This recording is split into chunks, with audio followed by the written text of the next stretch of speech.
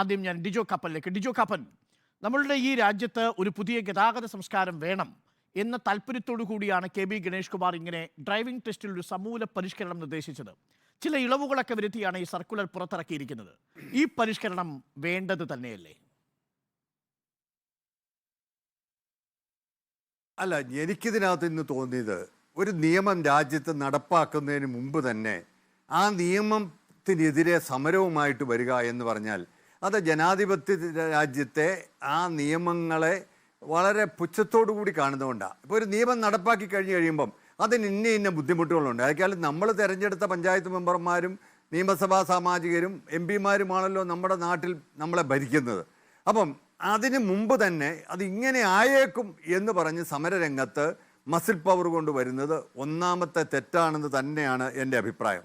മാത്രവുമല്ല, ഞാൻ മനസ്സിലാക്കിയിടത്തോളം കേന്ദ്ര മോട്ടോർ വാഹന നിയമം അനുസരിച്ചുള്ള നിയന്ത്രണങ്ങൾ, അതിൽ നിഷ്കർഷിച്ചിട്ടുള്ള കാര്യങ്ങൾ ഇവിടെ നടപ്പാക്കുന്നു എന്നുള്ളതേ ഉള്ളൂ. അപ്പം അത് നടപ്പാക്കാൻ പറ്റില്ല എന്ന് പറഞ്ഞു കഴിഞ്ഞാൽ സ്വാഭാവികമായിട്ടും കേന്ദ്ര ഗവൺമെൻറ് ഇവിടുത്തെ ട്രാൻസ്പോർട്ട് സെക്രട്ടറിയെ വിളിച്ചു വരുത്തിയെന്ന് വരും. വിളിച്ചു വരുത്താൻ പറ്റില്ലെങ്കിൽ പോലും ഇപ്പം അങ്ങ് അരുണ് ഇവിടെ ഒരു കണക്ക് അവതരിപ്പിച്ചല്ലോ. ഒരു ദിവസം 131 അപകടം ഉണ്ടാകുന്നുണ്ട്, 11 പേർ മരിക്കുന്നുണ്ട്.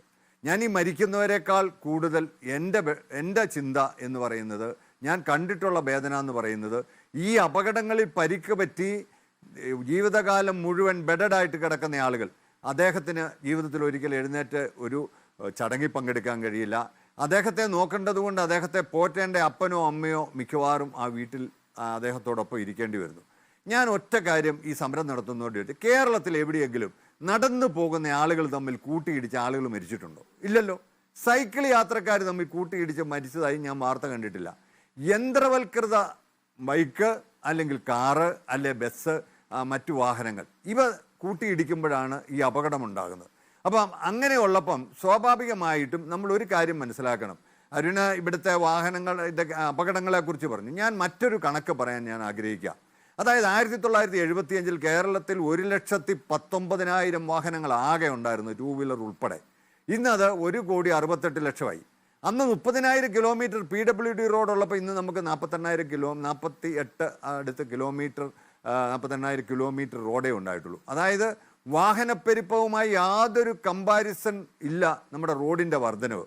അപ്പോൾ ഇങ്ങനെയുള്ള സ്ഥലങ്ങളിൽ സ്വാഭാവികമായിട്ടും റോഡ് നിയമങ്ങൾ അനുസരിക്കുകയും അത് നന്നായി പരിപാലിക്കുകയും ചെയ്തില്ലെങ്കിൽ റോഡ് അപകടങ്ങൾ കൂടും. ഇന്ന് ഇന്ത്യയിൽ ഏറ്റവും കൂടുതൽ ജനസംഖ്യാടിസ്ഥാനത്തിൽ കണക്കെടുത്തു കഴിഞ്ഞാൽ ഏറ്റവും കൂടുതൽ ആളുകളെ നഷ്ടപ്പെടുന്നത് നമുക്കാണ്. അതും മരണപ്പെടുന്നതിൽ 30 വയസ്സിൽ താഴെയുള്ള ആളുകളാണ് കൂടുതൽ, വരും തലമുറയെ നയിക്കേണ്ടവർ. ഞാൻ ഈ അവസരത്തിൽ ഇവിടെ ഇത്രയും ബഹളമൊക്കെ ഉണ്ടായി, ഈ ആളുകളുടെയൊക്കെ ഇന്ന് പ്രതികരണം കേട്ടപ്പം ഞാൻ ഇന്ന് നമ്മുടെ നാട്ടിൽ നിന്ന് ഇവിടെ ഇങ്ങനെ നിന്നാൽ തങ്ങൾ രക്ഷപ്പെടുകയല്ല എന്ന് പറഞ്ഞ് നമ്മുടെ ചെറുപ്പക്കാരൊക്കെ ഇന്ന് ഇംഗ്ലണ്ടിലോട്ടും ഓസ്ട്രേലിയയിലോട്ടും അയർലൻഡിലോട്ടും ഒക്കെ പോവുക. ഞാൻ ഈ 2 രാജ്യങ്ങളിൽ വിളിച്ചു അവിടുത്തെ ഡ്രൈവിംഗ് ലൈസൻസിൻ്റെ സ്ഥിതി. എനിക്ക് കേട്ടപ്പോൾ അത്ഭുതം തോന്നി. നമ്മുടെ ഇവിടെയൊക്കെ അങ്ങനെ എങ്ങാനും ഒന്ന് പറഞ്ഞു പോയാൽ ഇന്ന് മന്ത്രിയെ തടയുന്നേ പറഞ്ഞുള്ളൂ, ഞങ്ങൾ മന്ത്രിയെ ജീവിക്കാൻ അനുവദിക്കില്ല എന്ന് പറയും. അവിടെ ഒരാൾ ലൈസൻസിന് അപ്ലൈ, അവിടെ 2 തരത്തിലെ ലൈസൻസ്, അത് കോമൺവെൽത്ത് രാജ്യങ്ങളായതുകൊണ്ട് നമ്മുടെ ഇവിടുത്തെ അതായത് റൈറ്റ് സൈഡ് വലതുവശത്ത് ബ്രിട്ടീഷുകാരുടെ ഭരിച്ചിരുന്ന രാജ്യങ്ങളിലെല്ലാം ഡ്രൈവർ സീറ്റ് വലതുവശത്താണ്. അപ്പം ഏതാണ്ട് നിയമങ്ങളും അതുപോലെയാണ്. അപ്പോൾ അവിടെ ഒരു ലൈസൻസ് എടുക്കണമെന്നുണ്ടെന്നുണ്ടെങ്കിൽ 16 ആദ്യമായിട്ട് എടുക്കുന്ന ആൾക്കാണെങ്കിൽ 16 വയസ്സിൽ ഓൺലൈനിൽ ആപ്ലിക്കേഷൻ കൊടുക്കാം, 16ാമത്തെ വയസ്സിൽ. അതിനുശേഷം ആദ്യത്തെ ചോദ്യങ്ങളിൽ 100% ജയിച്ചിരിക്കണം, ഇല്ലെങ്കിൽ അവൻ ടെസ്റ്റ് തോറ്റുപോകും. ആ 100% ചോദ്യങ്ങൾ ജയിച്ചാൽ അടുത്ത സെക്കൻഡ് ഫേസിൽ 44 ചോദ്യങ്ങളാണ് ഉള്ളത്. ആ 44 ചോദ്യങ്ങളിൽ 6 എണ്ണമേ തോക്കാൻ പറ്റുള്ളൂ. 6 എണ്ണത്തിൽ കൂടുതൽ തോറ്റാൻ അവൻ അതുകൊണ്ട് പരാജയപ്പെടും. അതിനുശേഷം 12 ക്ലാസ്സുകൾ, അതായത് 1 മണിക്കൂർ വീതമുള്ള 12 ക്ലാസ്സുകൾ അറ്റൻഡ് ചെയ്യണം. ഇവിടെ ചെലവിനെ കുറിച്ചൊക്കെ പറഞ്ഞല്ലോ, 52 ഓസ്ട്രേലിയൻ ഡോളർ കൊടുക്കണം.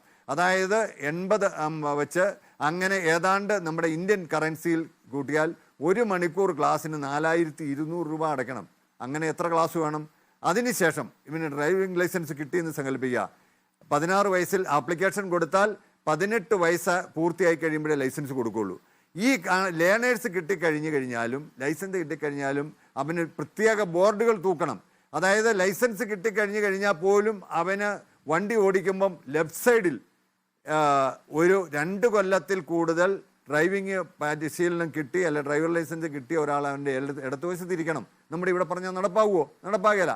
അല്ലാതെ വണ്ടി ഓടിച്ചാൽ അവന് പിന്നെ 2 വർഷത്തെ ലൈസൻസിന് അപേക്ഷിക്കാൻ പോലും പറ്റത്തില്ല. ഇത് ഓസ്ട്രേലിയയിലെ കാര്യമാണ്. സൂക്ഷ്മതയോടുകൂടിയുള്ള പരിശോധനകളും പരീക്ഷണങ്ങളും ഒക്കെയുണ്ട്. പക്ഷേ അതൊന്നും നമ്മുടെ നാട്ടിൽ പ്രായോഗികമാവുന്നത് മാത്രമല്ല, ഇടനിലയ്ക്ക് നിൽക്കുന്ന മധ്യവർത്തികൾ ഇതിനെ വളരെ വേഗം ലഘൂകരിക്കുകയും ചെയ്യുന്നു എന്നുള്ളതാണ്. താങ്കൾ പറഞ്ഞത് അക്ഷരം പ്രതി ശരിയാണ്. അത്ര സമയം കാത്തിരുന്ന് അത്രമേൽ ബുദ്ധിമുട്ടിയാണ് ഒരു ഡ്രൈവിംഗ് ലൈസൻസ് സ്വന്തമാക്കുക. UAE-യിലടക്കം, എന്തിന് ദുബായിലടക്കം അത്ര എളുപ്പത്തിൽ നമുക്ക് ആർക്കും ലൈസൻസ് കിട്ടില്ല എന്നുള്ള വിവരവും അറിയാവുന്നതാണ്.